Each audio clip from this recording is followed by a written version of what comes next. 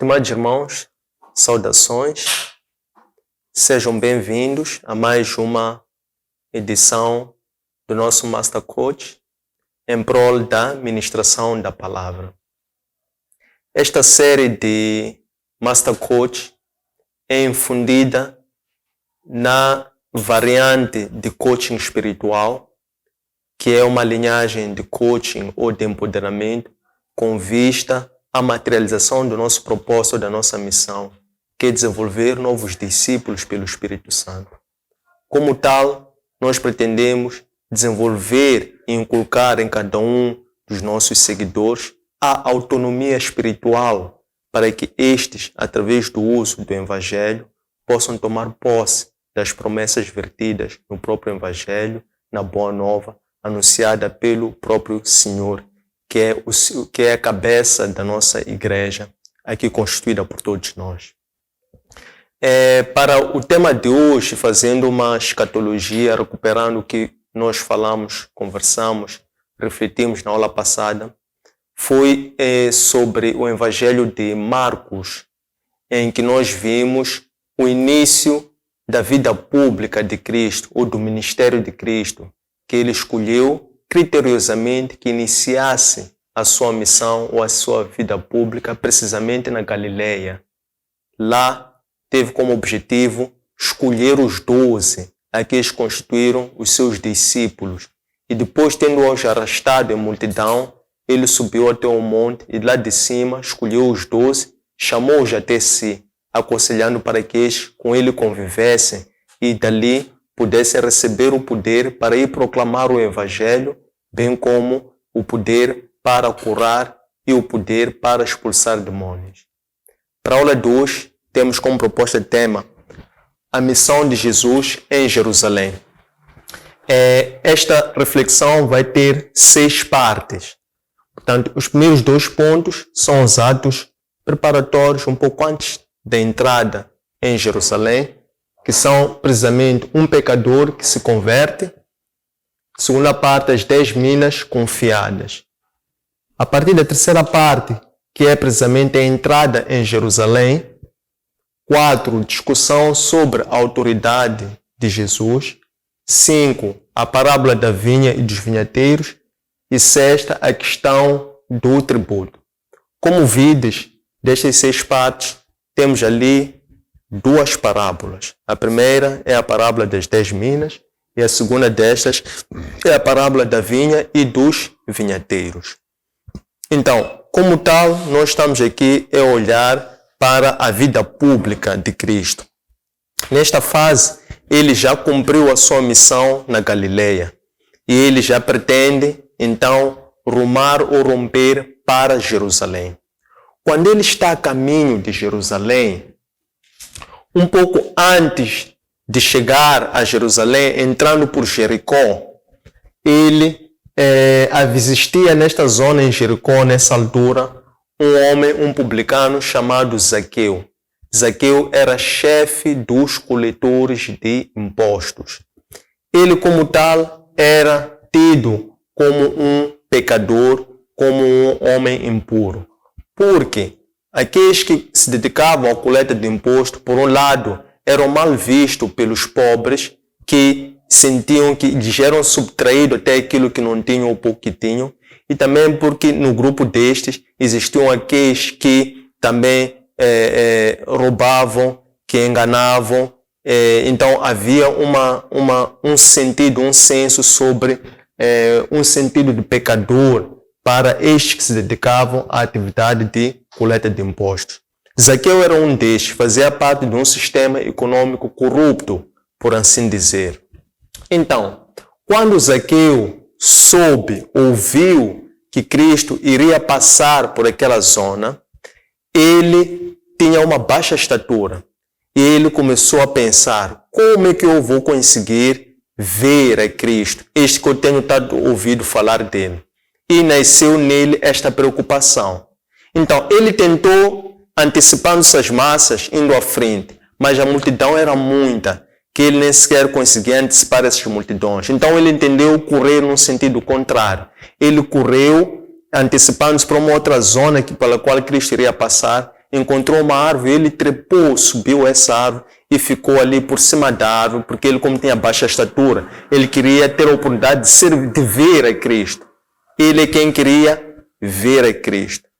Quando Cristo passa precisamente por aquela árvore onde estava Zaqueu, Cristo de rompante olha assim por cima e é Cristo quem vê Zaqueu. E diz a Zaqueu, diz a este: Zaqueu, desce apressadamente, porque hoje eu quero estar na tua casa. Zaqueu, sem mais, desceu de uma forma apressada e fez-se ali por baixo da árvore. Então, de uma forma alegre, ele recebeu Cristo em sua casa. Então, a multidão, aquelas pessoas que estavam ali, começaram a murmurar entre si, dizendo que olha que Cristo está a ir para a casa de um pecador. Quando Cristo entra, está com Zaqueu em privado, Zaqueu põe-se de pé e diz a Cristo que eu irei dar metade da minha fortuna aos pobres. E para além disso, todo aquele que eu tenha defraudado, irei restituir 4 vezes aquilo que eu defraudei. Quando Cristo ouve isso, Cristo diz logo que houve salvação nesta casa, porque afinal este também é filho de Abraão. E depois é quando Cristo acrescenta dizendo que afinal ele vier ao mundo para encontrar os perdidos e salvá-los. O que isto significa, o que isto rompe?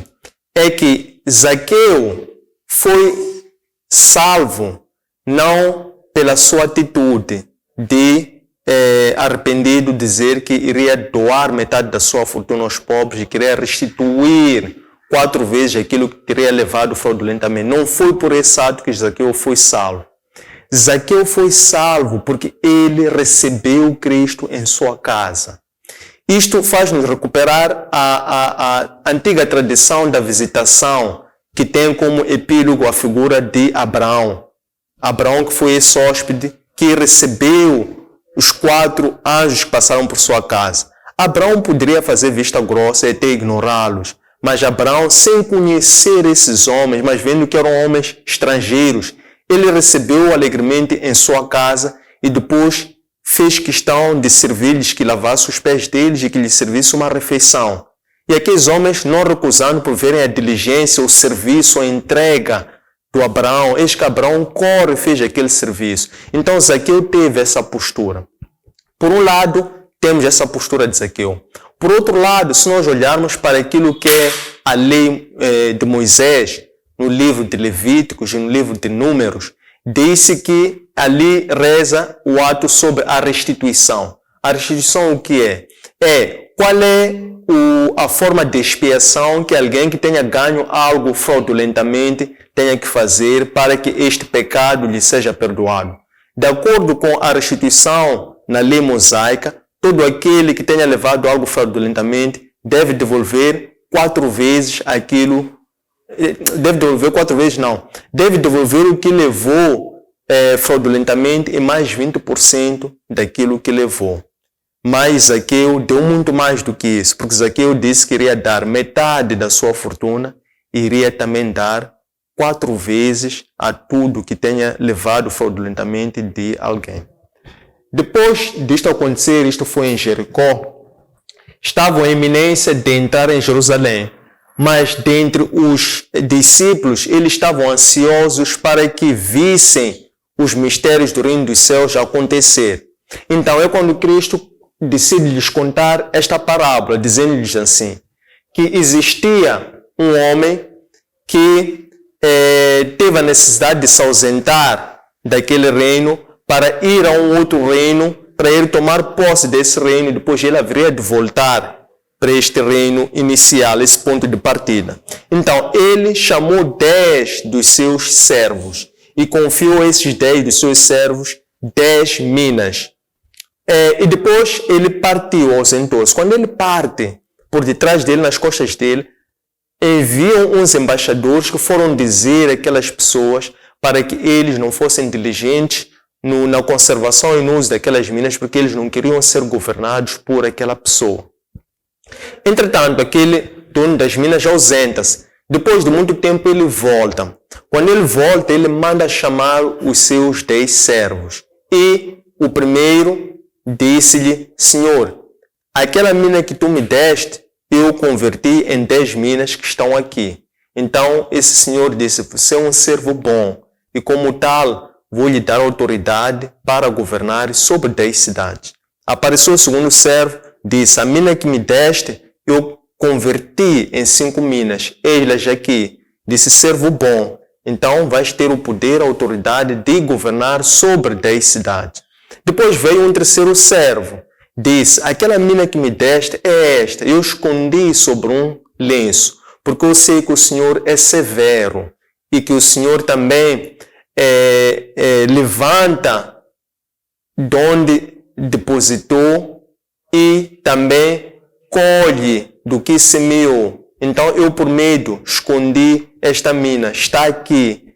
Então o Senhor disse: você é um servo mau e ainda sabias que eu era um homem rigoroso. Então eu agora vou te julgar pelas palavras que tu proferiste.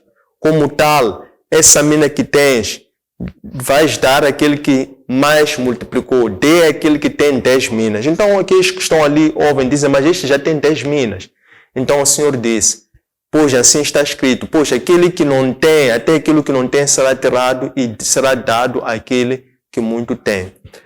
O que isso significa? Nos dias de hoje as minas representam os talentos. Vamos discutir um pouco mais à frente, mas aqui era uma parábola que Cristo estava a partilhar com os seus discípulos que estavam ansiosos por ver o reino dos céus chegar. De seguida, então, Cristo parte já, dá os passos derradeiros para entrar em Jerusalém. Então ele manda 2 dos seus discípulos para irem à frente dele e prepararem a entrada em Jerusalém. Depois ele lhes instruiu assim: na entrada a Jerusalém, onde ter 2 aldeias que estão a oeste do Monte das Oliveiras. Quando entrarem nestas aldeias, vocês vão encontrar ali preso uma jumenta que nunca foi montada, que está amarrada. Então, tirem essa jumenta e tragam até mim. Se o dono perguntar a quem é que levam essa jumentinha, digam que levam ao Senhor. Então, os 2 servos saíram, seguiram precisamente as instruções que Cristo havia os dado. E quando eles desmontaram as jumentas, apareceram os donos e perguntaram: para quem é que por que estás a desamarrar essas jumentas? Para quem é que levas? E eles responderam: levamos essas jumentinhas ao Senhor. Precisamente eles levaram a jumentinha ao Senhor e depois fizeram com que o Senhor montasse essa jumentinha. Depois do Senhor montar essa jumentinha, eles puseram capas, estenderam capas sobre o chão. E essa questão de montar a jumentinha faz-nos lembrar a forma como Salomão foi aclamado rei de Jerusalém. Foi precisamente montado numa jumentinha. Então eles deitam as capas e a jumenta, o Senhor já ao montar a jumenta, começa a dar os passos derradeiros a entrar em Jerusalém. E eles começaram a cantar, a louvar: bendito seja o rei que foste enviado pelo Senhor. Seja honrado e glorificado como Deus nos céus e nas alturas.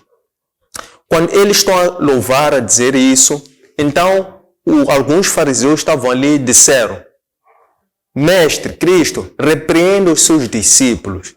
Então Cristo lhe respondeu da seguinte forma: eu vos digo que ainda que eu os repreenda para eles não gritarem, essas pedras irão gritar por conta desses mesmos discípulos. Depois de ele ter dito isso, então ele precisamente entra em Jerusalém. Como é que isso ocorreu?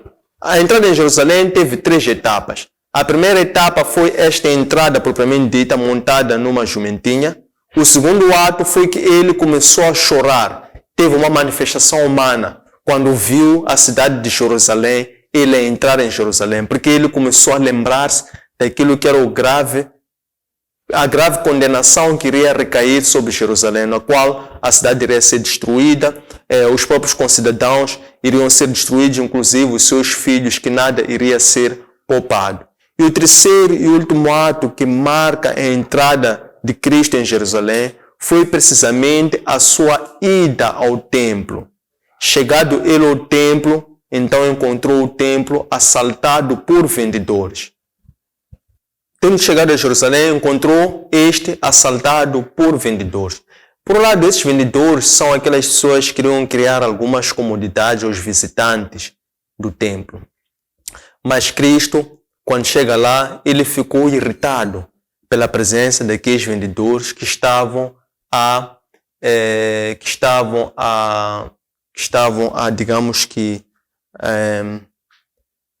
criar uma impureza sobre o templo do Senhor. Então Cristo começou a expulsar aqueles vendedores, irritados pela postura deles, que estavam ali aparentemente para criar comodidade aos visitantes, mas a intenção última deles era o lucro. Então Cristo irritou-se por essa postura e mandou embora, expulsou os vendedores do templo, porque esses estavam a profanar o templo.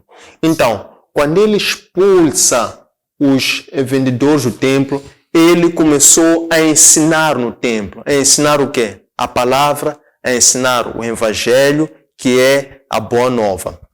Enquanto ele ensinava no evangelho sobre a boa nova, ele começou a descrever qual seria o comportamento e atitude dos seus discípulos no templo, que era estar em estado constante e contínuo de louvor e de adoração. Então, quando isto ocorre, aparecem alguns fariseus, mestres da lei, que perguntaram a ele, enquanto ele estava ensinando no templo, disseram: Senhor, com que autoridade é que tu dizes essas coisas? Quem é que te deu esse poder para tu vires falar sobre a salvação? Então, Cristo diz-lhes assim: eu vou vos responder com uma outra pergunta. Digam-me agora, João Batista batizou por via dos céus ou com o poder dos homens? Então, estes que perguntaram ficaram interrogados e começaram a discorrer entre eles, a pensarem: se nós dissermos que João Batista batizava pelos céus, então eles haverão de se contradizer, porque daí a pergunta seguinte seria: então por que eles não acreditaram em João Batista? Mas também se eles dissessem que João Batista batizava pelo poder dos homens, eles estariam a dizer que João Batista não tinha autoridade de batizar e iria pôr esses membros de Sinédrio contra o povo, porque o povo considerava que João Batista era um profeta. Então, eles acabaram por responder a Cristo. Disseram: nós não sabemos com que poder, será o poder dos céus ou das terras, que João Batista batizava. Então Cristo disse: pois bem, eu também não vou vos dizer com que autoridade é que eu ensino essas coisas. Depois dele ter dito isso, então ele conta mais uma parábola àqueles que estavam ali. Portanto, quem estava ali eram estes fariseus,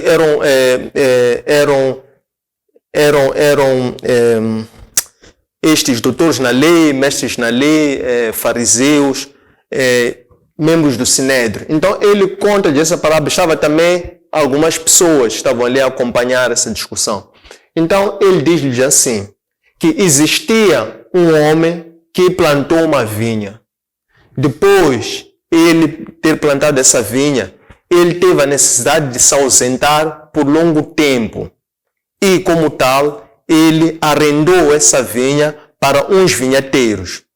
E, passado muito tempo, este dono da vinha mandou um dos seus servos para aquela vinha a fim de ir cobrar a vinha ou aquilo que tinha sido produzido por aquela vinha, como uma tributação, como uma recompensa, ou como uma renda, uma taxa pela renda que eles estavam a fazer daquela vinha. Mas esses vinhateiros, o que fizeram? Eles açoitaram aquele servo e expulsaram dali da vinha. Então, aquele dono da vinha mandou o seu segundo servo. Quando chegou lá, os vinhateiros idem, açoitaram, insultaram e tiraram-lhe a força. Aquele homem voltou a mandar o terceiro servo para lá. Também teve igual tratamento. É quando aquele homem viu que não. Então, se é assim, vou mandar o meu filho para que ele possa ir cobrar a eles. Porque se eles estão a desprezar os meus servos por acharem que não têm poder ou autoridade para virem cobrar, então vou mandar o meu próprio filho. Mas sucede, quando é o próprio filho a ir, os vinhateiros viram de longe que era o filho do dono da vinha que estava a vir. Eles começaram a pensar, este é o herdeiro deles. Então é melhor nós matarmos este que é o herdeiro deles, que é para nós ficarmos com a vinha. E eles, precisamente, mataram o herdeiro, o filho do dono da vinha que tinha mandado para ele cobrar a produção desta vinha. Então depois Cristo pergunta, qual é a condenação que tem sobre estes pelo fato de terem morto o dono da vinha? Depois Cristo responde, depois eles respondem em uníssono, dizendo que aquilo que eles fizeram não deveria ser feito, é uma condenação, que Deus não permita que isso aconteça. Então Cristo responde, pois bem, essa é a pedra angular que foi rejeitada pelos construtores. Então eles, os fariseus, já perceberam-se que aquele recado, que esta parábola era precisamente para eles.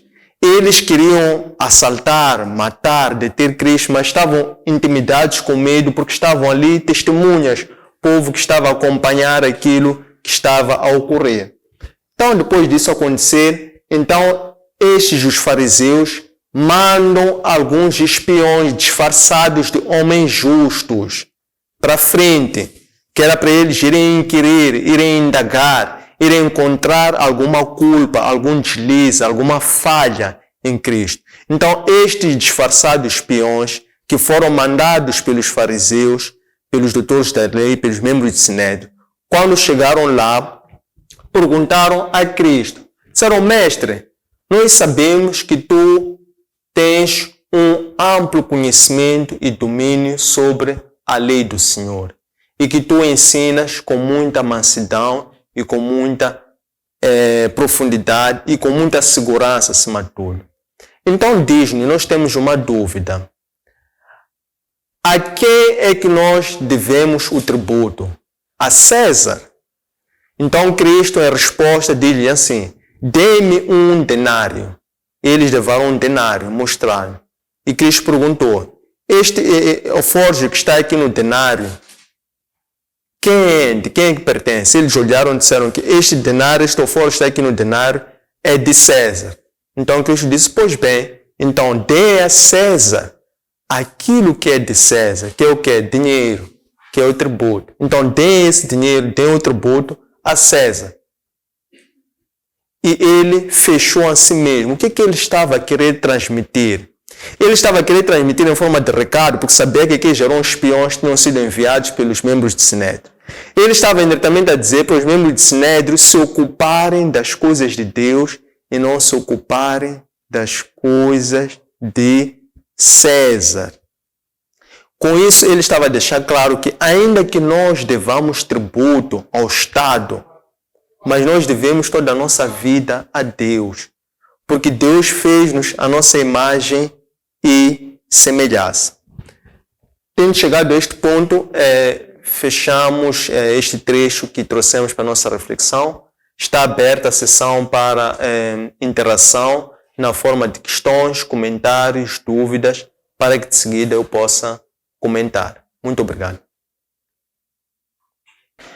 Eu tenho aqui duas questões.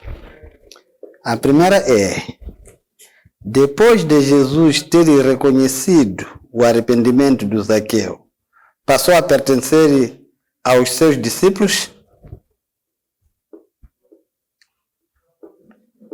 A segunda, os vendedores vendiam fora ou dentro do templo?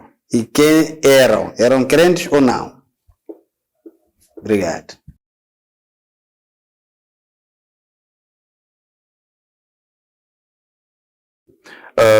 Eu tenho cá comigo algumas questões, das quais a primeira é: de onde é que surge a vontade de Zaqueu conhecer a Cristo? Será pelo arrependimento das fraudes que ele vinha cometendo? E também eu gostaria de perceber o que é que chamou a atenção de Cristo em relação a Zaqueu para que se hospedasse a sua casa. A segunda? o que é que chamou a atenção de Cristo em Zaqueu para que este pudesse se hospedar em sua casa?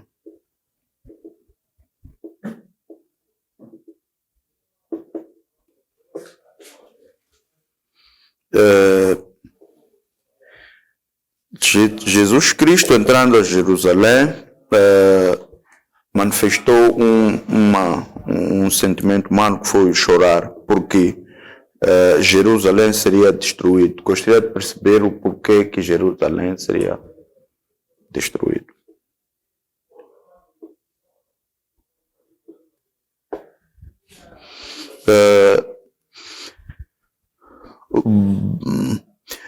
Portanto, queria também perceber sobre quem estava o poder do templo que Cristo levantou sua ira.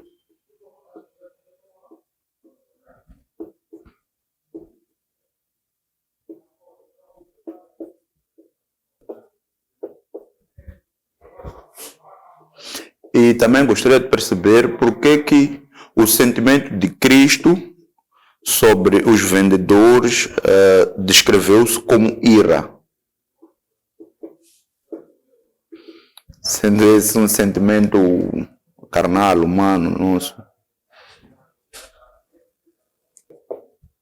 Sobre a parábola do vinhedo, eu gostaria de perceber o que é pedra angular e por que Jesus Cristo usou a parábola pedra angular.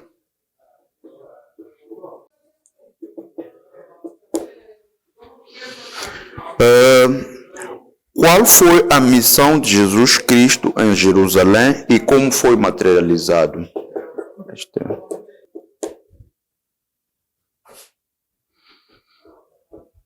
O que representa a história do Zaqueu e como podemos aplicar nos dias atuais?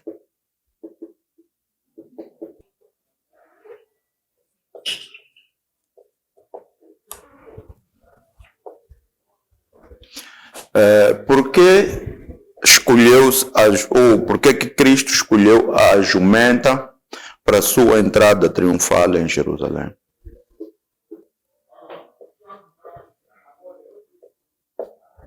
Também gostaria de perceber a resposta de Cristo ao dizer-se para que repreenda os seus discípulos para que não cantassem os louvores na sua entrada. E ele responde que mesmo as pedras o iriam fazer. Por que Cristo respondeu-lhes desta maneira? Por que ele disse que mais calassem as bocas dos homens, as pedras iriam bendizer a Deus ou cantar louvores? Obrigado. Queridos irmãos, muitíssimo obrigado pelas questões que foram emprestadas a esta nossa reflexão. Certamente elas vão contribuir para enriquecer e aprofundar verticalmente esta sessão. Então vou passar a responder as mesmas pela ordem cronológica como elas foram colocadas. A primeira destas é: depois de Jesus ter perdoado a Zaqueu, passou este a ser seu discípulo. Zaqueu, pelo seu ato de conversão que foi demonstrado através de atitudes, quando ele, de pé, afirmou para o Senhor que, primeiro, quando ele alegremente desceu da árvore de uma forma apressada e com alegria recebeu Cristo em sua casa. Essa foi a primeira e a principal atitude de Zaqueu. E de seguida foi quando ele proclamou de pé para o Senhor que iria doar metade da sua fortuna para os pobres e iria restituir 4 vezes aquilo que havia defraudado de alguém. Um pouco antes nós sabemos que Cristo, quando estava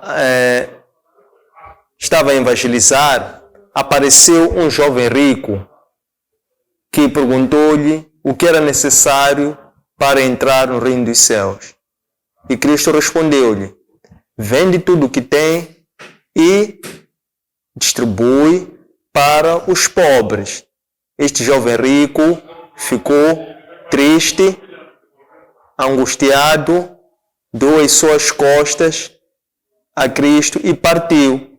Depois Cristo comentou dentre quem estava ali, que em verdade vos digo que é mais fácil um camelo passar pelo buraco de uma agulha do que um rico ser salvo. Então, a atitude de Zaqueu, que foi esta fé extraordinária, pela forma como ele quis ver a Cristo, e depois ele, de uma forma alegre, apressada, desceu, se prontificou-se a receber a Cristo em sua casa. E depois ele afirmou de pé que iria, em atos de expiação, estava a mostrar um arrependimento relativamente àquilo que era o seu passado.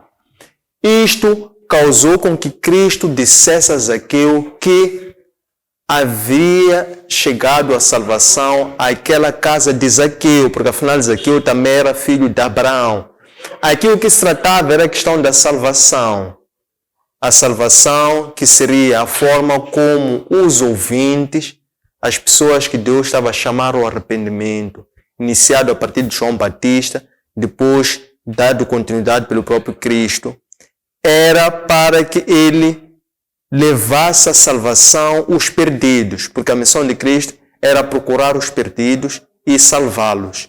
Ele não veio para salvar os 99 salvos. Ele estava mais preocupado com uma ovelha perdida. Então, aqui, ele quando perdoou Zaqueu, foi pelas atitudes que Zaqueu demonstrou de ter aceito, de ter se arrependido. Então, isto foi como, serviu como galardão a Zaqueu a sua salvação.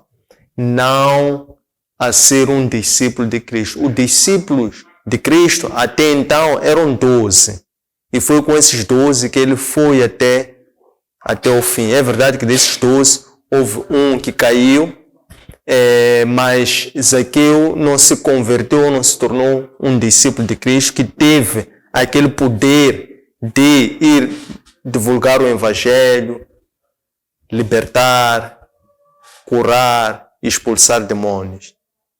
Estes são aqueles 12 de tantos outros que lhe seguiam, que aceitaram o seu Evangelho, receberam a boa nova, mudaram de atitude. Esses não são os seus discípulos. Os seus discípulos, nesse sentido, são aqueles que eles confiam-lhes uma missão, que era a missão de eles serem os seguidores de Cristo e poderem dar continuidade à difusão da boa nova e de Cristo enquanto mistério do plano de Deus. Os vendedores vendiam fora ou dentro do templo e eram crentes. Esses vendedores vendiam na cintura do templo, à volta do templo, e até poderiam ser crentes. Nessa fase poderiam ser crentes, de alguma forma estavam ligados à igreja, aos membros do Sinédrio. Mas a questão é que eles, por essa atividade, eles causavam alguma distração e barulho ali à volta. Um outro evangelho até desenvolve mais a questão, a forma como eles, pela atitude desses vendedores cambistas, causou esta irritação a Cristo. É porque eles, a venderem ali animais, venderem moedas, etc., aquilo causava um ambiente que não era adequado para ali. Causava algum barulho, causava alguma distração e não criava um bom ambiente para aquilo que se pretendia que fosse a finalidade de um templo, que é um lugar de louvor, um lugar de adoração a Cristo, e não um sítio para busca pelo lucro. 3. De onde surge a vontade de Zaqueu conhecer a Cristo? Zaqueu, ele era parte de um sistema corrupto. Portanto, Zaqueu era um dos cobradores, mas destes ele era um publicano, o que significa que ele era chefe dos cobradores de impostos. Então, ele fazia parte daquele sistema, mas ele ouviu falar de Cristo e soube que Cristo iria visitar Jericó, porque estava a caminho de Jerusalém. Precisamente Zaqueu, o nome Zaqueu significa inocente. Então, quer-se daqui pretender designar que Zaqueu eventualmente era vítima de um sistema corrupto que estava ali por natureza da função que ele exercia. Mas aquela não era a verdadeira natureza do Zaqueu. É assim que esta natureza de Zaqueu foi revelada quando ele teve a oportunidade de se arrepender diante daquele que perdoava pelos pecados, que foi Cristo. E foi essa atitude que ele teve quando Cristo lhe viu. E precisamente pelo fato de Zaqueu ser pecador, é que Cristo lhe chamou e disse-lhe: desce apressadamente porque eu quero ir para a tua casa. E Zaqueu, de forma alegre, desceu apressadamente e recebeu Cristo com alegria em sua casa. Quarta questão. O que chamou a atenção de Cristo em Zaqueu para que se hospedasse em sua casa? Dois aspectos, até falei um pouco na questão anterior. Primeiro foi a atitude de fé de Zaqueu. Porque Zaqueu, ele não olhou para a sua baixa estatura, não olhou para meios para que ele chamasse atenção. Ele manifestou a sua fé extraordinária por via de atitudes, porque ele viu como é que eu posso chamar a atenção a Cristo em meio a tanta multidão que também tem o mesmo objetivo que Zaqueu. Zaqueu era mais um no meio daquela tal da multidão que queria conhecer a Cristo. Então, Zaqueu tinha uma particularidade. Ele era limitado pela sua condição física, era um homem de baixa estatura. E ele ficou a pensar: como é que eu hei de conseguir ver a Cristo? Então, ele foi ágil, pensou que correndo para frente, subindo numa árvore, iria assim conseguir ver a Cristo. Então, ele, a querer ver a Cristo, foi Cristo quem ele viu, pelo fato de Zaqueu estar numa posição diferente. E por esse ato, por essa razão, Cristo vira, diz: Zaqueu, desce rapidamente, porque hoje eu quero hospedar na tua casa. Duas questões. Primeiro, pela atitude de Zaqueu. Segundo, porque Cristo veio precisamente para procurar encontrar os pecadores e salvá-los. Esta é que era a principal missão de Cristo. Por que Jerusalém seria destruído? Jerusalém seria destruída porque Jerusalém foi exortada para sua conversão, para sua purificação. O que representava Jerusalém nesta fase? Jerusalém representava a capital eclesiástica do povo de Deus. Era lá que estava depositada a arca. Foi em Jerusalém que foi erguido o templo, o lugar da adoração. Era em Jerusalém que todo o povo de Israel, provindo de todas as 12 tribos, desciam a Jerusalém. Para quê? Para irem adorar ao Senhor. Então, houve várias exortações para o arrependimento, para endireitar as suas veredas, iniciada por quem? Pelos profetas, depois pelo próprio João Batista. Mas ainda assim, esta mensagem não foi eficaz porque, diferentemente, esta classe daqueles que deveriam conservar a pureza de Jerusalém enquanto uma capital eclesiástica, esses tornaram-se pessoas cheias de ego, que, diferentemente daquilo que era a mensagem original, eles começaram a querer demarcar-se das pessoas, começaram a querer julgar-se superior às outras pessoas. Eles começaram a querer ter lugares de destaque, terem privilégios, terem benefícios relativamente às outras pessoas. Começaram a criar amizades com o poder político até certo ponto para poder perpetuar a sua hegemonia em face relativamente às outras pessoas. Então, este conjunto, estas formas pela qual o templo, enquanto um guardião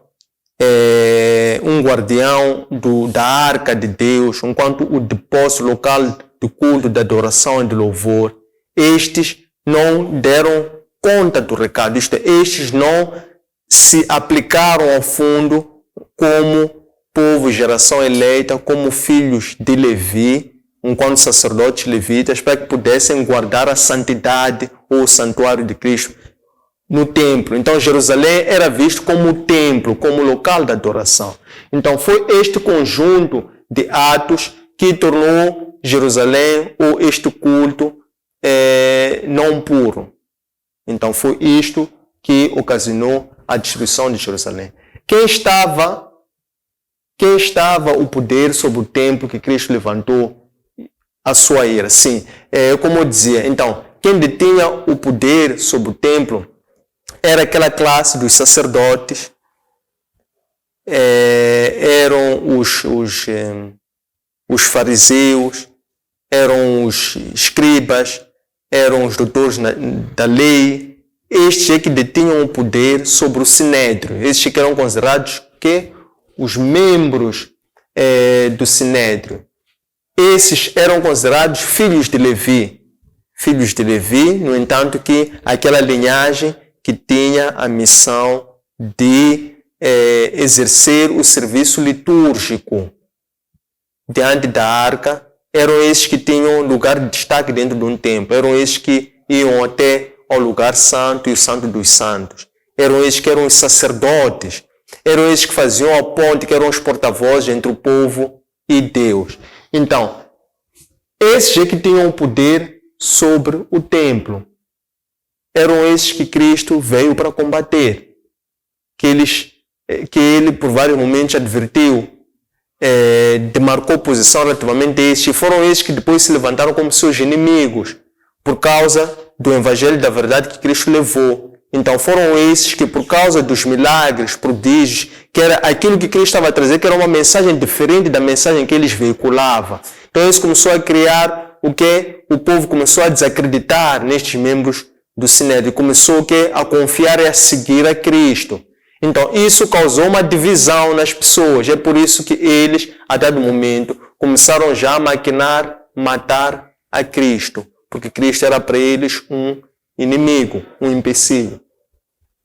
O que é pedra angular no contexto da palavra do vinhateiro? Então, no contexto da parábola do vinhateiro, podemos ver da seguinte forma.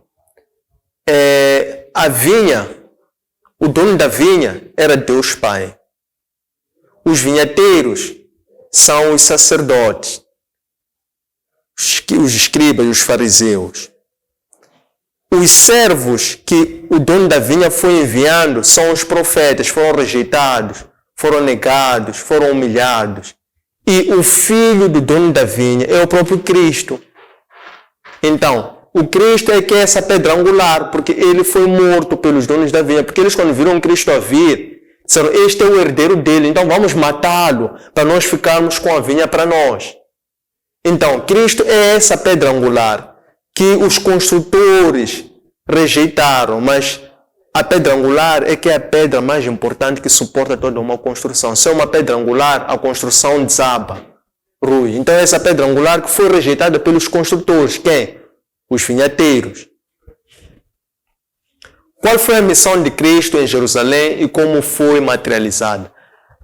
O principal objetivo da ida de Cristo a Jerusalém, de acordo com o Evangelho de Lucas, era de purificar o templo.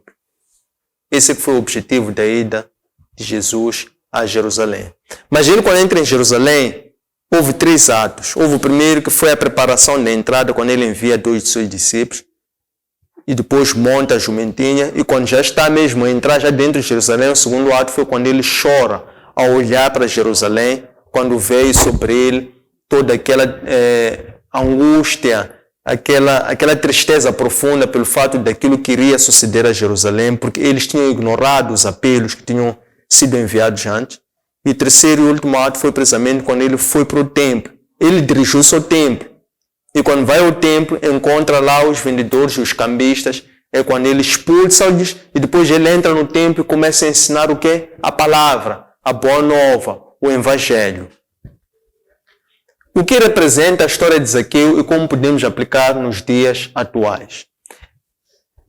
Se nós formos já olhar, por exemplo, para a história de Zaqueu no contexto da lei mosaica, livro de Levíticos, livro de Números, tinha ali Moisés, ele prescreveu e descreveu as diversas cláusulas de um pacto maior, que é a lei, que são os mandamentos, que iriam reger a relação entre Deus e o seu povo e a convivência entre as pessoas.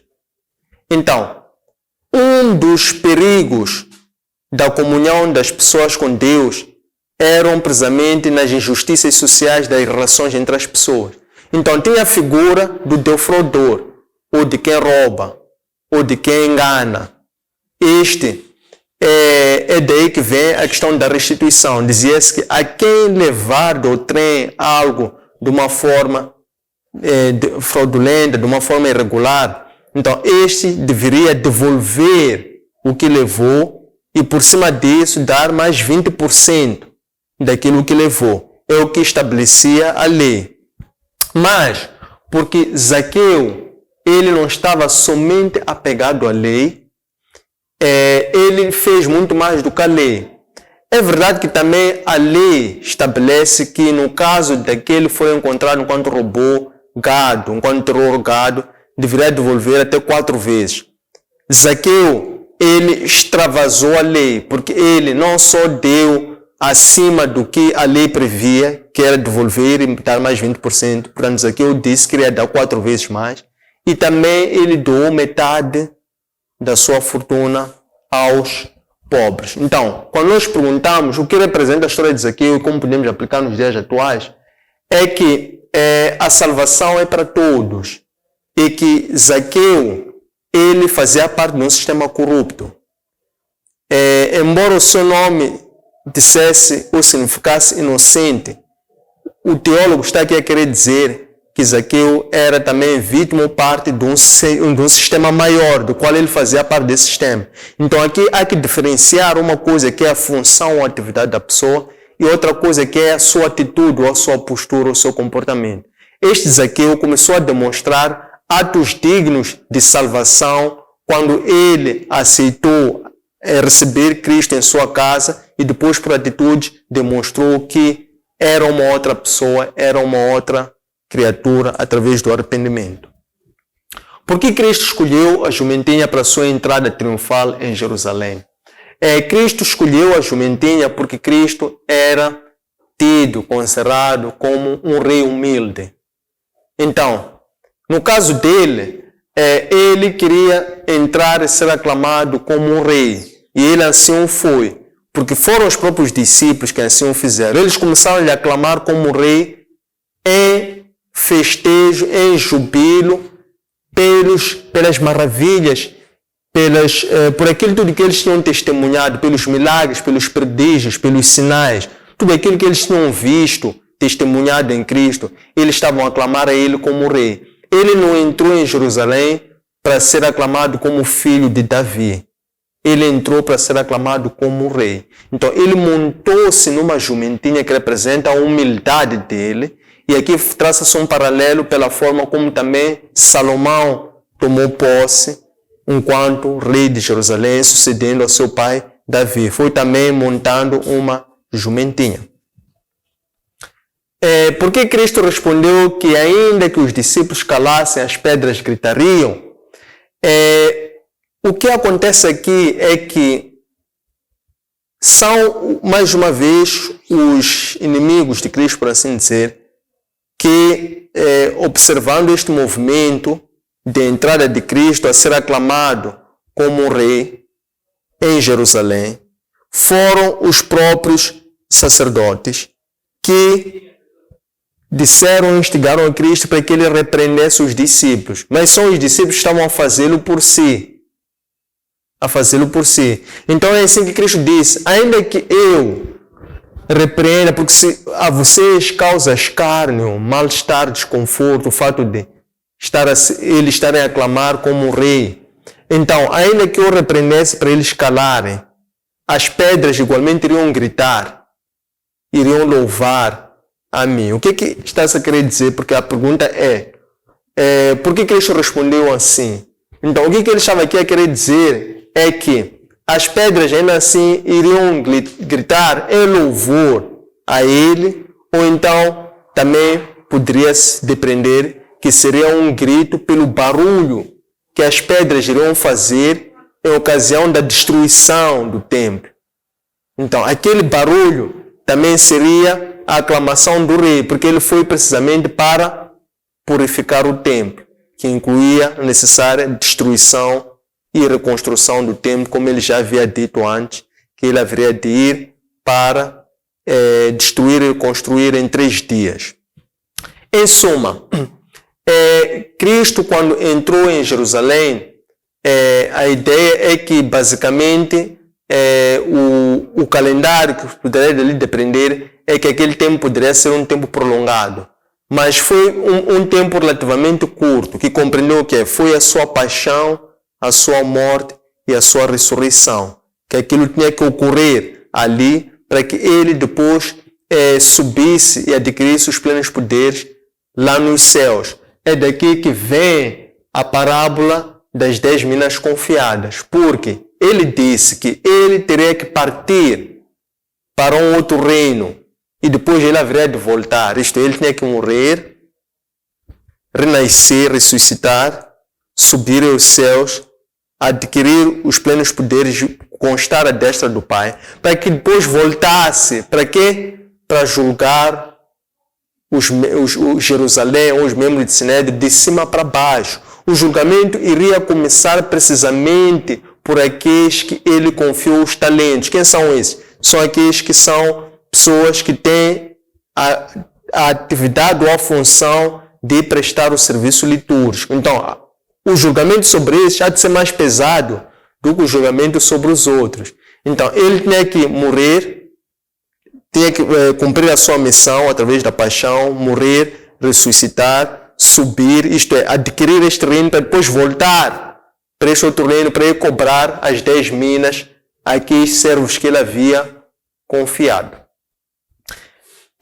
Tendo chegado a esta parte, encontrem estas reflexões na nossa página Facebook, Antônio Sene_Oficial, YouTube, Antônio Sene_LDA e no nosso aplicativo Eloapp.